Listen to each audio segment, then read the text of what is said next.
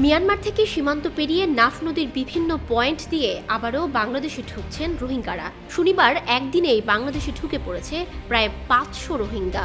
পালিয়ে আসা রোহিঙ্গারা জানায়, রাখাইনে চলমান সংঘাতের মধ্যে সীমান্তে আইন শৃঙ্খলা রক্ষাকারী বাহিনীর চোখ ফাঁকি দিয়ে তারা বাংলাদেশে ঢুকে উখিয়া টেকনাফের ক্যাম্পগুলোতে আশ্রয় নিচ্ছেন। শনিবার পালিয়ে আসা এক রোহিঙ্গা জানান, তার 2 মেয়ে ও স্ত্রীকে নিয়ে জীবন রক্ষার জন্য তারা সপরিবারে পালিয়ে এসেছেন। সীমান্ত এলাকার বাসিন্দা ও জনপ্রতিনিধিরা জানান, রাতের অন্ধকারে মংডু টাউনশিপের সুদাপাড়া, ফয়েজিপাড়া, শিকদারপাড়া ও নুরুল্লাপাড়া গ্রাম থেকে রোহিঙ্গারা নৌকা নিয়ে নাফ নদ অতিক্রম করে বাংলাদেশে ঢুকে পড়ছে।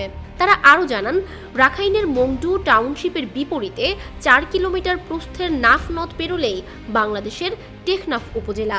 তাই তারা সহজেই নাফ নদী পেরিয়ে বাংলাদেশে ঢুকে পড়ে।